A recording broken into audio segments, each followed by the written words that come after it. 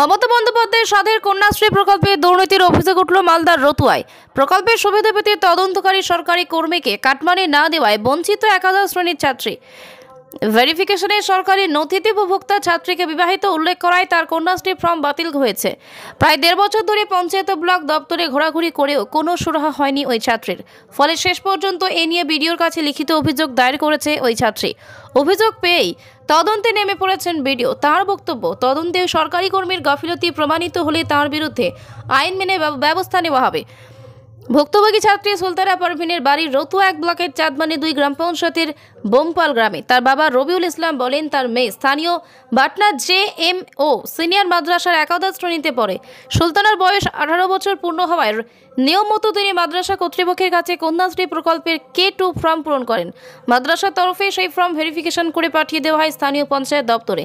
সুলতানার ফর্মে দেওয়া তথ্যের বাস্তবতা খতিয়ে দেখার কথা পঞ্চায়েতের সহায়ক শান্তনু দাসের। অভিযোগ, সুলতানা ফর্ম অনুমোদন করে ব্লক পাঠাতে ঘুষ চেয়েছিলেন শান্তনু। তার দাবি না মানায় তিনি তার রিপোর্টে সুলতানাকে বিবাহিত বলে উল্লেখ করেন। এর জেরে সুলতানা ফর্ম বাতিল হয়ে যায়। বাটনা JMO সিনিয়র মাদ্রাসার TIC আনোয়ারুল হক জানান, সুলতানা অবিবাহিত তা আমরা জানি। এ নিয়ে ব্লকের কন্যাশ্রী নোডাল অফিসারকেও একাধিকবার জানিয়েছে, কিন্তু কাজ হয়নি। এখন বিডিও ওই ছাত্রীকে ন্যায় পাইয়ে দিতে পারে কিনা সেদিকে তাকিয়ে আছে সুলতানার পরিবার। ক্লাস 10-এ যখন পড়াশোনা করি তখন আমার কন্যাশ্রী K2 জমা দিই। তারপরে তখন আমার বান্ধবীদের ইনকোয়ারি করা হয়ে গেছিলো, আমার হয়নি। তখন পঞ্চায়েতে যেয়ে বললাম শান্তানুরকে, উনি বললো কি কিছু টাকা লাগবে। তো আমরা বলছি কিসের টাকা লাগবে, এটা তো টাকা লাগে না বলে আমরা করছি, যাচ্ছি ওর কাছে। 1.5 বছর থেকে আমাকে এটা ওটা করে ঘোরাচ্ছে। কোনো সময় বলছে কি ব্লকে যাচ্ছি, তাও বলছে এতি পঞ্চায়েতে হয়ে যাবে তোমাকে, ঠিক এরকম করে ঘোরাচ্ছে। তারপরে তখন চাঁদমণি 2 অঞ্চল পঞ্চায়েত কথা বললাম তখন মামা এসে ব্লকে এসে তদন্ত করার পরে দেখলো যে বিয়ের রিপোর্ট পাঠিয়েছে এতে থেকে পঞ্চায়েত থেকে ব্লকে। না, বিয়ে হয়নি আমার। এখনও আমি রানিং ছাত্রী আছি বাটনা JMO সিনিয়র মাদ্রাসায় ক্লাস 11 ক্লাসে পড়াশোনা করছি। এখন কি চাইছিলেন?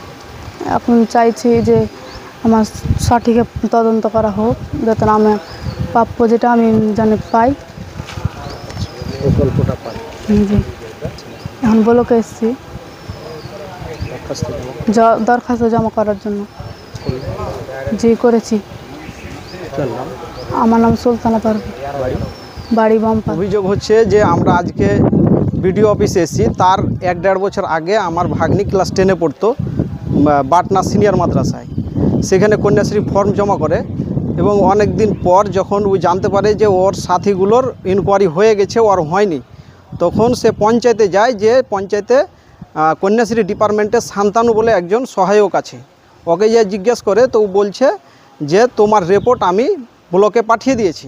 ওর কাছে কিন্তু এর আগে কিছু টাকা পয়সার আবদার করেছিল, যখন দেয়নি তখন ওকে বললো যে আমি রিপোর্টটা পাঠিয়ে দিয়েছি ব্লকে গিয়ে তুমি যোগাযোগ করো। ব্লকে কিন্তু এরা 2-1 বার এসছে, ও ব্লক বলছে যে তুমি শান্তানুর সাথে যোগাযোগ করো, ওই বলছে ব্লকে যোগাযোগ করো। তারপরে আমাকে যখন আমার ভাগ্নি বলে যে মামা আমাকে কিছু বলছে না, ব্লকে যাচ্ছি তো কী ব্যাপারটা, আমি যখন আসলাম ওর ID নাম্বার দিয়ে যখন আমি চেক করালাম তো দেখছি যে মেয়েটার রিপোর্ট আমার ভাগ্নির বিয়ের রিপোর্ট পাঠিয়েছে, যে ওর বিয়ে হয়ে গেছে, কিন্তু আদৌ এখন পর্যন্ত ওর বিয়ে হয়নি। এখন ক্লাস 11-এ বর্তমানে পড়ছে, রানিং আছে এখন। এবং এই কন্যাশ্রীর ব্যাপার যেটা তদন্তটার জন্য আমরা একটা রিপোর্ট জমা দিলাম, বিডিও দরখাস্ত জমা দিলাম, যে দরখাস্তটার যাতে আমরা যথাযথভাবে তদন্ত করে আমাদের সে টাকাটা ফিরিয়ে দেওয়া হোক, আমরা এটাই আবেদন রাখছি। এটা চাঁদমণি 2 অঞ্চল, ভাগ্নির বাড়ি বোমপাল চরখি। আপনার নাম? আমার নাম মাসুদ আলম, বাড়ি ভাদো। কন্যাশ্রী হয়, আরও অন্য ইয়ে হয় আর কি? না, আমার এখানে আমার এন্ড থেকে এগুলো হয় না। যারা বলছে তারা হয়তো মানে তথ্য না জেনেই বলছে। মানে স্থানীয় বাসিন্দারা কিছু বলছে যে এটা দুর্নীতির আতুর ঘর বলে বলছে। না, এগুলো কথা কেন বলছে আমি জানি না। হ্যাঁ, তবে মানে আমার যতটুকু ধারণা, আমি যেভাবে কাজ করি এখানে বসে, হ্যাঁ, নোডালের সামনে, আমি এখন তো ID ধরে হয়, কি করে ফেক ID হবে? সেই বাচ্চাটা যদি আমার ছাত্রী নাই হয় তাহলে কি করে হবে? তার তো ID আছে, ক্লাস 8-এ ID হয়, 9-এ ID হয়, ক্লাস 10-এ ID হয়, কি করে ফেক ID হতে পারে? আপনার নাম? আমার নাম Anwarul Haque, teacher in charge, Patna Jemo senior মাদ্রাসা।